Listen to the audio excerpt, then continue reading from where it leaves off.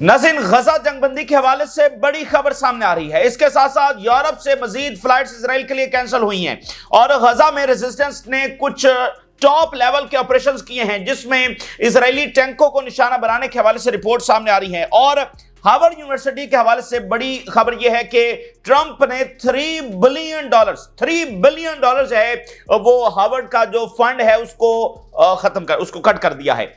अब आप देखें कि अमेरिकी यूनिवर्सिटीज का किरदार दुनिया में किस यूनिवर्सिटी का बजट जो है वो $3 बिलियन होता है।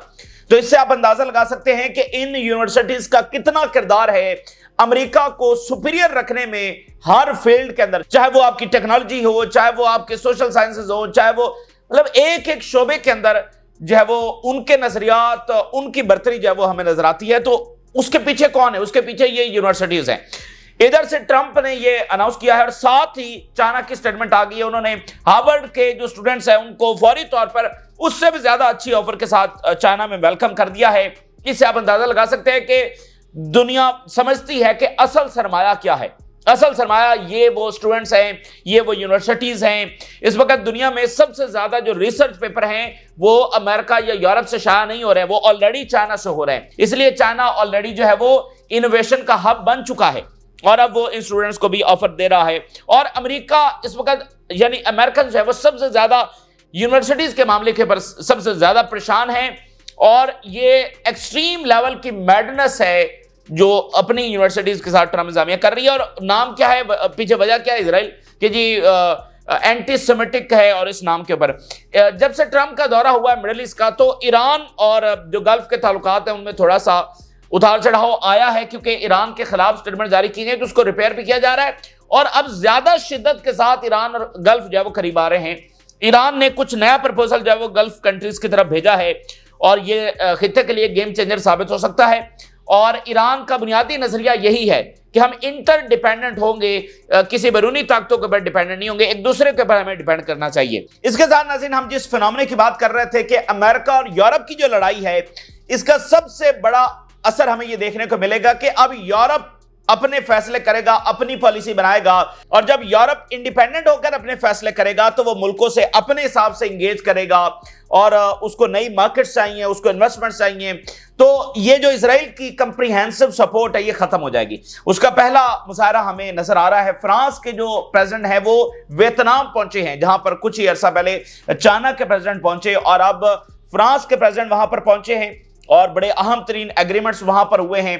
और यूरोप का यानी कि खरूज हो रहा है। यूरोप अब दोबारा से अपना इन्फ्लुएंस बढ़ाने के लिए दुनिया में निकल चुका है और अब दुनिया के साथ उसको इंगेज करना है। अब उसके बिहाफ के ऊपर अमेरिका नहीं करेगा, या जो अमेरिका ने बात तय कर दी समझे कि यूरोप भी तय हो गया, तो वो वाला मामला अब नहीं है। तो यही चीज आपको मिडिल ईस्ट के अंदर भी नजर आने वाली है। इसके साथ देखिए कि जो किंग चार्ल्स हैं बर्तानिया के, वो कहां पहुंचे हैं? वो कनाडा पहुंच गए हैं और जो कैनेडियन पार्लियामेंट का ओपनिंग सेशन है उससे किंग चार्ल्स खिताब करने जा रहे हैं। बड़ी गैर मामूली बात है। और वहां पर जाने का उनका मकसद ट्रंप को मैसेज देना है, क्योंकि ट्रंप जो है वो कनाडा को एनेक्स करना चाहता है। तो किंग चार्ल्स बर्तानिया के वो वहां पर पहुंच गए हैं और ओपनिंग जो सेशन है उससे खिताब करेंगे। कनाडा और बर्तानिया का रिश्ता यह है कि कनाडा भी बर्तानिया की कॉलोनी रहा है, तो बर्तानिया एक सपोर्ट के तौर पर अपने प्राइम मिनिस्टर को नहीं, किंग को, और ये एक मुनार्क की एक स्पीच होगी जो कनाडा के पार्लियामेंट से वो खिताब करेंगे और मकसद है ट्रंप को जवाब देना। तो ये आप देखेंगे। और कनाडा जो है वो यूरोपीय यूनियन के शामिल होने के हवाले से बातचीत चल रही है और कनाडा ने अभी सख्त तरीन मजम्मत इजराइल की और जंगबंदी का मुतालबा किया और फलस्तीन रियासत के हवाले से उन्होंने बात की। तो देखिए दुनिया बड़ी तेजी के साथ तब्दील हो रही है। ये तमाम सूरत आपके सामने रखते हैं। नाज़रीन, इस वक्त जो है सीज फायर के हवाले से बड़ी खबर सामने आई है और हमास के हवाले से खबर यह है कि हमास एग्री कर गई है जो cease fire proposal Steve Witkoff की तरफ से दिया गया था।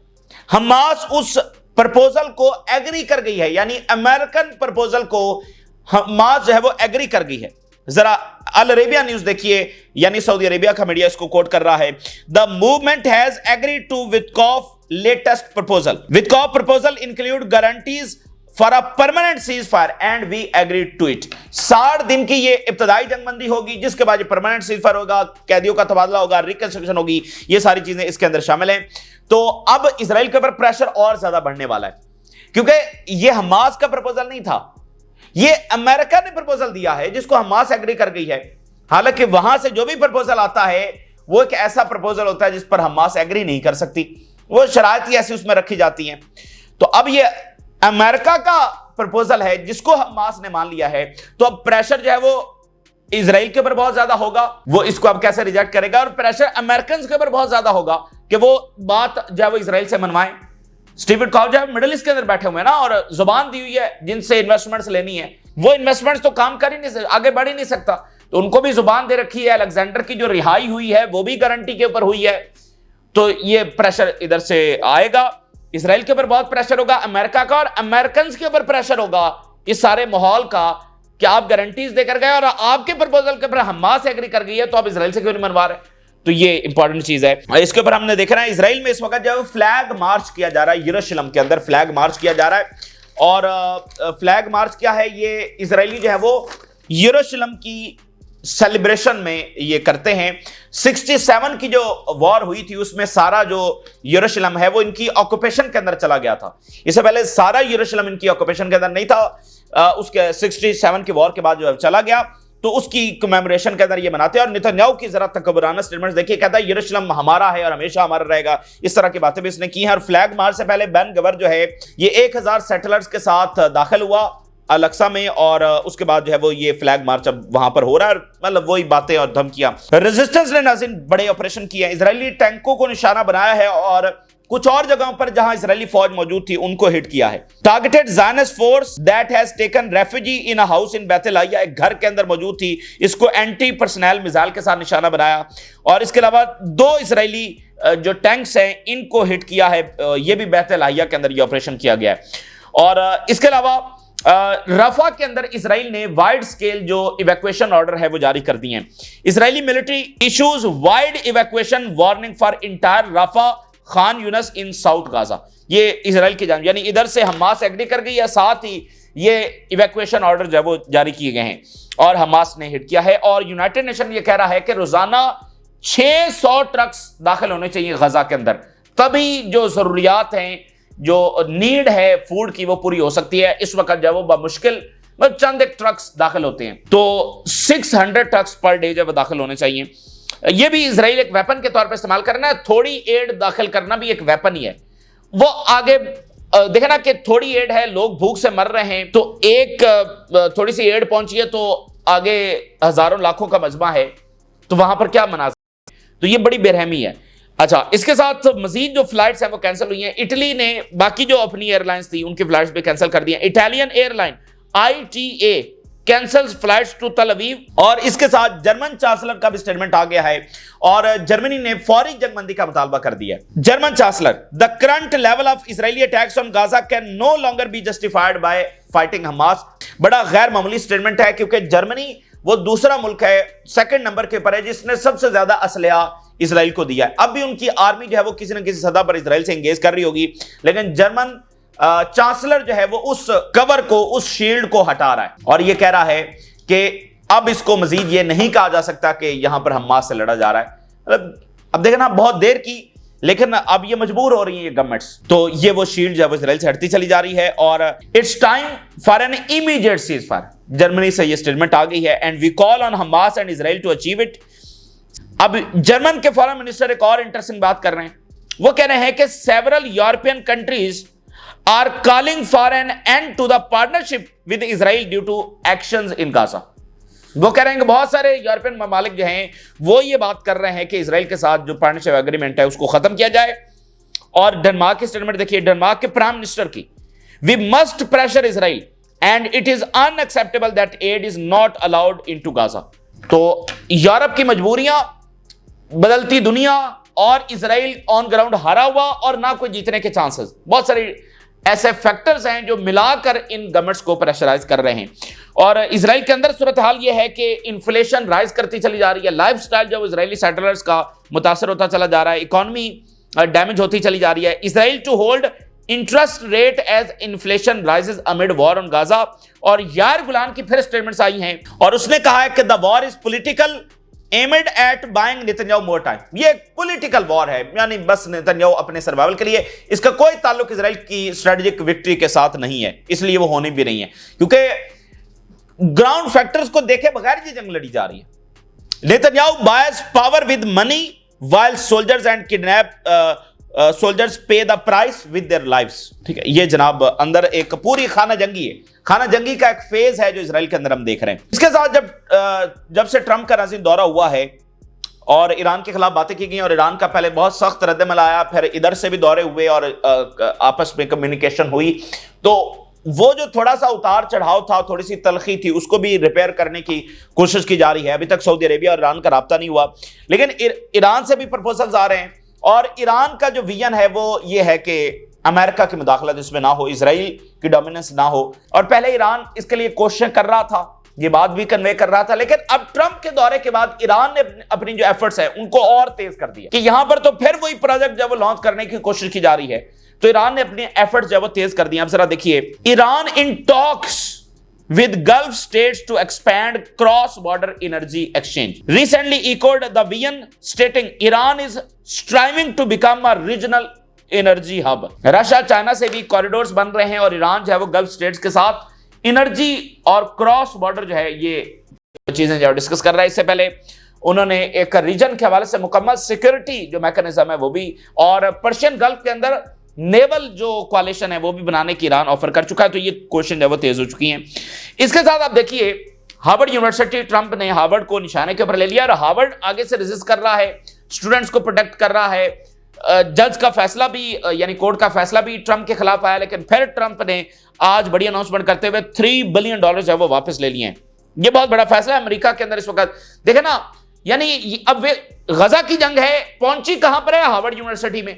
और ट्रंप पैसे निकाल रहा है, अमेरिकन मुतासर हो रहे हैं और ओवरऑल अमेरिकन एम्पायर मुतासर हो रहा है। इस वक्त अगर अमेरिकन को सबसे ज्यादा कोई चीज मुतासर कर रही है तो वो ये यूनिवर्सिटीज वाला मामला है। यूनिवर्सिटीज तो फिर यूनिवर्सिटीज है ना, और वो भी हार्वर्ड की हम बात कर रहे हैं। $3 बिलियन वो कह रहा है कि विड्रॉ कर रहे हैं एंटी सेमेटिक, चूंकि ये इंस्टीट्यूशन है, and donating it to other schools across the country, और ये बाकी स्कूल्स को भी जो एंटी सेमेटिक है उसको डोनेट कर रहा है। तो ये जनाब, साथ ही चाइना की स्टेटमेंट आ गई है। After Trump's Harvard ban, China invite students with offers.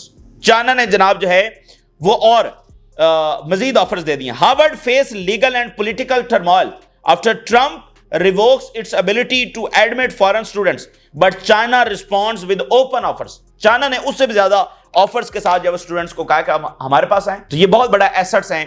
और मैंने आपको पहले भी ये स्टोरी सुनाई है कि जब वर्ल्ड वॉर 2 हो रही थी और उसी अरसे के अंदर यूरोपियन, खासकर जर्मन साइंटिस्ट थे, खासकर जो अमेरिका गए और फिर उन्होंने जो टेक्नोलॉजी वहां पर बनाई और फिर सबसे बड़ा बॉम्ब जो न्यूक्लियर उन्होंने बनाया, इसी ने फतह दी। और जिसने न्यूक्लियर बॉम्ब बनाया वो था अमेरिकन, लेकिन यहां पर उस वक्त स्टडी कर रहा था और साथ अपने साथ बहुत सारे यूरोपियन और जर्मन साइंटिस्ट को वो लेकर गया। तो ये बहुत मैटर करती हैं चीजें। तो अब जनाब चाइना कह रहा है कि वी आर ओपन और हमारे पास आए हम ज्यादा, और यही बात फ्रांस से भी और बर्तानिया भी और नॉर्वे, बहुत सारे मालिक ऑफर्स दे रहे हैं। मैक्रोन जो है वो जनाब कहां पहुंच गए हैं? वो पहुंच गए हैं वियतनाम। अब ये एक दौरा नहीं है, दौरे तो होते रहते हैं, ये एक दौरा नहीं है, ये एक नए इरा का आगाज है, ये एक नए फिनोमेना का आगाज है जिसमें यूरोप अब एक्सपैंड करेगा, मुख्तलिफ मुल्कों के साथ इंगेज करेगा, मुख्तलिफ रीजन्स के साथ इंगेज करेगा, अपनी सिक्योरिटी, अपनी इकोनॉमी, उसके लिए नई डील्स करेगा, नए मुआहदे करेगा, नए तरीके से बात करेगा, करनी पड़ेगी। ठीक है, तो उसका पहला इजहार जब हमें वियतनाम के अंदर नजर आया। हालांकि वियतनाम के साथ तो बड़ी तलख जाते हैं फ्रांस की। वियतनाम फ्रांस की कॉलोनी था, यानी बर्तानिया जो है वो सब कॉन्टिनेंट में था, तो फ्रांस कहां था? ये साथ वियतनाम के अंदर। और वर्ल्ड वॉर 2 के बाद बर्तानिया चला गया सब कॉन्टिनेंट से, लेकिन फ्रांस नहीं गया। और फिर भरपूर लड़ाई हुई है वियतनाम के अंदर, और 1954 के अंदर बहुत मेजर डिफीट जब वो फ्रांस को हुई और फिर फ्रांस की फौजें यहां से निकली, यानी भरपूर जंग हुई है। उसके बाद फ्रांस यहां से निकला, बड़ी तलख यादें। और जब चाइना के अभी प्रेसिडेंट आए हैं तो उन्होंने वो जो आर्टिकल लिखा वियतनाम के सबसे बड़े अखबार के अंदर, उसमें जो अमेरिकन आए थे वियतनाम के अंदर वो भी, और जो फ्रांस आया था उसके बारे में भी चाइना के प्रेसिडेंट ने लिखा कि उन्होंने क्या यहां पर जुल्म सितम ढाए। तो फ्रांस के सदर जब वहां पर पहुंचे और वहां पर बहुत बड़े एग्रीमेंट्स हुए हैं, और इसका बुनियादी मकसद जो ट्रंप ने तिजारती जंग छेड़ी है, अब उसके मुताबिक ये सारे। मैक्रोन विजिटेड हनोई यानी कि दारुल हुकूमत, seeking to boost France influence in its former colony, grappling with threats of crippling US tariff। अमेरिकी टैरिफ की वजह से अब वो मुख्तलिफ मुल्कों के साथ अब बातचीत कर रहे हैं। इधर वियतनाम के ऊपर जो है वो अमेरिका ने प्रेशर डाला हुआ है कि ये बातें मानो नहीं तो 40% टैरिफ जब तुम्हारे पर लगा देंगे। वियतनाम का मसला नहीं है, चाइना साथ खड़ा हुआ है। यूरोप जो है उसको बहुत बड़ा प्रॉब्लम है। I am coming here to strengthen our ties in key areas, ये मैक्रोन कह रहे हैं। Defence, innovation, energy transition, culture exchange और इसके अलावा प्लेन परचेज और cooperation on nuclear energy, railways, Airbus, earth observation, satellites and Sanofi vaccines. ये बहुत सारी फील्ड्स के अंदर उनके मुआहदे हुए हैं, स्ट्रेंथन करने जा रहे हैं वो, ठीक है। ये बहुत सारे मुआहदे हो गए हैं। France, Macron calls for world order based on law in Vietnam. तो लॉ की तो धज्जियां उड़ा दी गई हैं गजा के अंदर, तो ये तो देखे ना कुछ तो करना पड़ेगा। Reuters, France Vietnam signs Airbus deal on Macron visits Hanoi. Airbus deal हुई है। France Vietnam signs deal worth $10 billion as Macron visits Hanoi. Associated Press. France, Macron on visit to Vietnam urged for greater cooperation in defense and trade. France, Macron secures major Airbus deal during Vietnam visit. तो अब आप देखिए कि Vietnam पर सबसे ज्यादा influence तो China का है और चाइना के प्रेसिडेंट बड़ा जबरदस्त दौरा करके गए हैं। अब फ्रांस जा रहा है और यूरोप को दोस्ती का हाथ बढ़ा रखा है चाइना ने। वियतनाम जो है ना बड़ा इंपॉर्टेंट है क्योंकि जो वेस्टर्न ब्रांड्स है, उनकी कंपनीज है, उनके जो कारखाने हैं ना वो वियतनाम में लगे हुए हैं। यहां से चीजें बनकर जाती हैं उनके बड़े ब्रांड्स की। और बहुत देखिए उसका रॉ मटेरियल कहां से आता है? चाइना से। तो वियतनाम बाकी सबको तो रेजिस्ट कर सकता है, चाइना को नहीं। चाइना से दूर नहीं हो सकता क्योंकि उसकी सारी इंडस्ट्री चाइना के ऊपर खड़ी हुई है, क्योंकि रॉ मटेरियल सारा चाइना से आता है। तो ये वियतनाम की बहुत ज्यादा अहमियत और रेयर अर्थ मिनरल्स भी उनके पास है। तो यूरोप इधर पहुंच गया और यूरोप को चाइना ही ने दोस्ती की ऑफर कर रखी है और यूरोप की अमेरिका के साथ एक फड्डा है।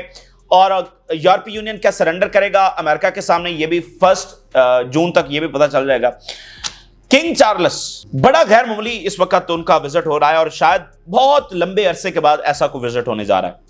मतलब आलमी सियासत के अंदर इस तरह का पहला दौरा किंग का जो है वो होने जा रहा है। और किंग चार्ल्स जो है वो कनाडा पहुंच गए हैं और चूंकि अभी नई गवर्नमेंट आई है तो ओपनिंग सेशन जो पार्लियामेंट का होने जा रहा है उससे किंग चार्ल्स जो है वो खिताब करने जा रहे हैं। और ये एक होता है ना कि भाई वैसे ही एक इज्जत, ऑनर, वो सारी चीज।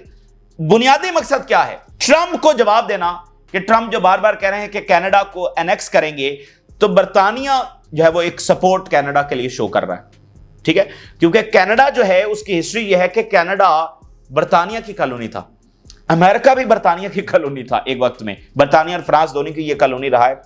तो कनाडा जो है उसको सपोर्ट, और कनाडा के हवाले से भी डिस्कशन जारी है। अभी कनाडा के वज़ीर आज़म होकर गए हैं, यूरोपीय यूनियन का उसको हिस्सा बना लिया जाए, क्योंकि यूरोपीय यूनियन भी ग्रीनलैंड, यूरोपीय यूनियन और अमेरिका के साथ मसला, तिजारती जंग अमेरिका और कनाडा भी अमेरिका से मसला, तो कनाडा भी यूरोपीय यूनियन का हिस्सा बन जाए, ये डिबेट भी जारी है। King Charles to open Canadian parliament amid US tensions. एक होता वैसे ही बुलाया है, नहीं, amid US tensions. King Charles to deliver the throne speech, throne कहते हैं ना मतलब वो जो बादशाह होता था जमहूरियत से पहले, and open Canada's new session of parliament, a symbolic move interpreted as a response to US President Donald Trump repeated annexation remarks and mounting trade tensions। बार बार जो है वो धमकियां चुके लगाई जा रही हैं। तो आप देखिए दुनिया कैसे फैसले कर रही है, ठीक है ना। दुनिया जो है वो तब्दील हो रही है और वही ममालिक आगे बढ़ सकेंगे, मतलब अपनी ताकत बरकरार रख सकेंगे जब वो बदलती रियलिटीज को समझेंगे।